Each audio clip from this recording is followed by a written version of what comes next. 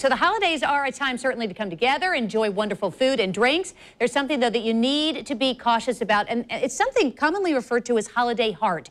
Joining me this morning to discuss how alcohol can affect your heart is Dr. Anthony Magnano. He is a cardiac electrophysiologist with St. Vincent's. Good morning to you. Thanks for being here. Do appreciate it.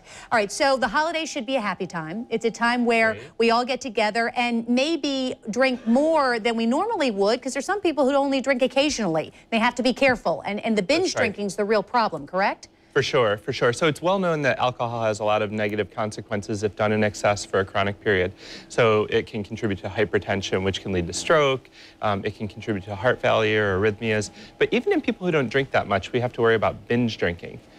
Yeah, and it's interesting because there's certain age groups in particular that maybe either do this knowingly because they're, they've come back for the holidays and they're seeing friends that they haven't seen in a long time, so they go out, or maybe they're socially drinking and don't realize how much they're filling the glass. That's exactly right. So binge drinking we would call greater than 4 drinks in a 2-hour period for a woman or 5 for a man. So it's well above the recommended limits of 1 or 2 in a day at maximum. And it will get the blood alcohol content to about 1 gram in each liter of alcohol. Or, I'm sorry, 1 gram of alcohol in each liter of blood.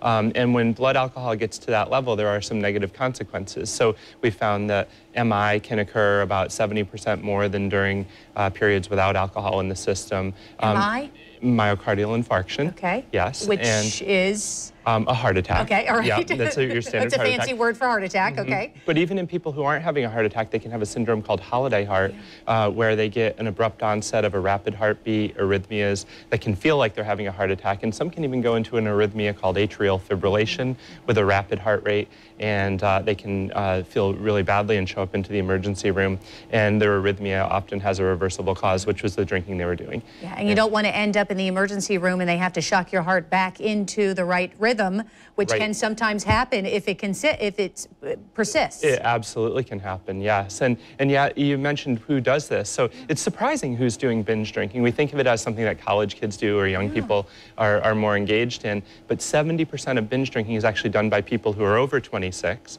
And senior citizens or people over 65 are a particularly high-risk group who do a lot of binge drinking, especially the men in that group, but the women as well. Okay, so keep that in mind, too, if you've got grandma or grandpa over, kind of watch it. And does it matter what it is, if it's, if it's liquor or if it's just beer or even wine? Right, a little bit. So 1 alcohol serving would be considered 4 ounces of wine, 1 ounce of a spirit, or a 12-ounce can of beer, for instance.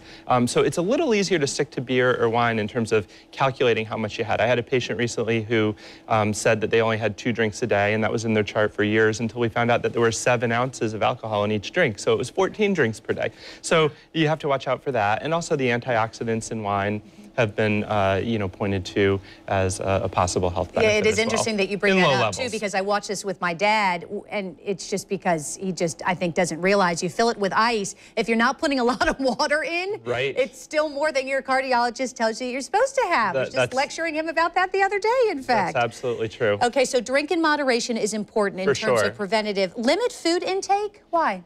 Well, of course, we don't want to gain a lot of weight during the holidays, and keeping a good, healthy body weight is a big part of staying healthy and keeping your cardiovascular risk low. So it's a time where people can slide 10 or 20 pounds. So it's very important to, look at all the foods. There's often a lot. Look at your plate while it's empty, and think about what you're going to eat consciously rather than just filling it up with everything. And staying active is so important. Just get out, stretch your legs. It doesn't mean that you have to go and work out on the treadmill for an hour sweating profusely. Just stretch your legs, right? It's good to try to stick to your usual habits. If you're off schedule and you don't quite stick to it, at least try to work a little bit of exercise in to burn off some of those calories you're going to be eating. Excellent point. Doc, thank you very much. Happy holidays. Merry Christmas to you. Do appreciate it. So if you missed any of this interview, by the way, you can watch it online at newsforjax.com. Just look under the morning show page. And, of course, we'll post this entire interview later this morning there.